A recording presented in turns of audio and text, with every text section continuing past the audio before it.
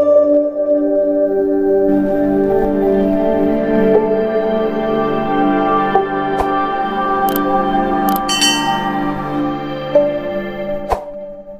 दोस्तों, आज हम बात करने वाले हैं इंटरेस्टेड टॉपिक के बारे में कि इलेक्ट्रीशियन किसे कहते हैं और इलेक्ट्रीशियन को क्या क्या सावधानी पर ध्यान देना चाहिए।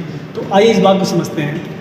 सबसे पहले इलेक्ट्रीशियन किसे कहते हैं। तो इलेक्ट्रीशियन जो होता है विद्युत से संबंधित कार्य करने वालों को क्या कहते हैं, इलेक्ट्रीशियन कहते हैं। इलेक्ट्रीशियन जैसे लिखा होता है, इलेक्ट्रीशियन को आप दो शब्दों में तोड़ दीजिए, इलेक्ट्रिक धन सीएन। इलेक्ट्रिक मतलब क्या होता है, विद्युत होता है, सीएन मतलब कार्य करने वाला। विद्युत से संबंधित जो कार्य करता है उसे क्या कहते हैं, इलेक्ट्रीशियन कहते हैं।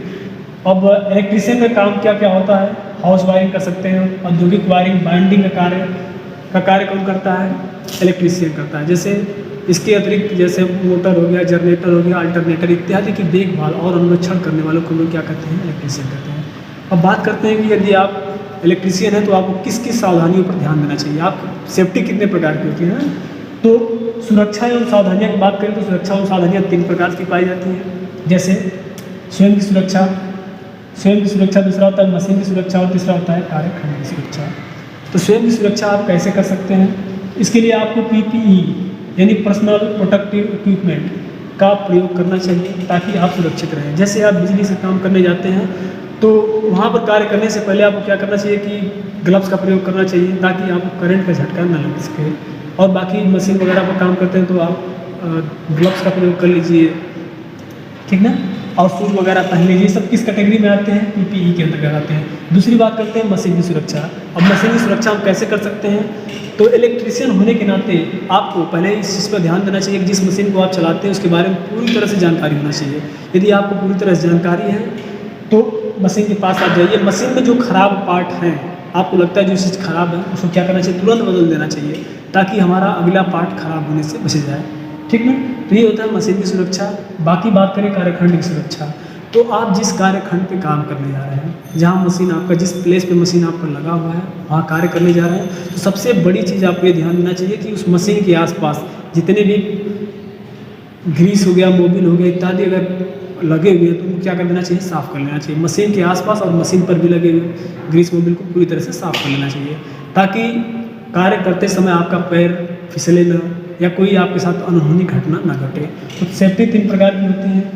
तो आपसे पूछा जाता है सुरक्षा कितने प्रकार की होती है, तो सुरक्षा और सावधानियाँ 3 प्रकार की होती हैं। स्वयं की सुरक्षा, आप सुरक्षित रहेंगे तो मशीन की सुरक्षा करेंगे।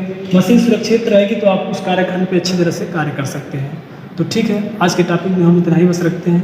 अगर आदि आपको वीडियो अच्छी लगती है तो आप वीडियो को लाइक करिए और चैनल पर नए हैं तो सब्सक्राइब करिए और मैं कमेंट करके ज़रूर बताइए आपको वीडियो कैसी लगी।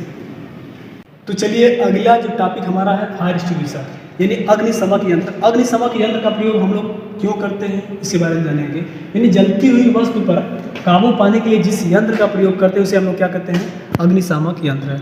अग्निशामक यंत्र चलाने की क्या क्या विधियाँ होती हैं इसके बारे में हम लोग बात करेंगे। तो इसकी चलाने की 4 विधियाँ होती हैं। सबसे पहले आप क्या करेंगे, पुल करेंगे यानी खींचेंगे। दूसरा क्या होता है, निशाना लगाएंगे। थर्ड पॉइंट क्या होता है, इसको दबाएंगे यानी प्रेस करेंगे। और चौथा पॉइंट जो होता है मूव करेंगे या फिर इसको हिलाएंगे, ठीक ना। तो आइए समझते हैं, हमारे पास एक फायर एक्सटिंग्विशर है, इसको समझते हैं किस प्रकार से हम लोग यूज़ करते हैं।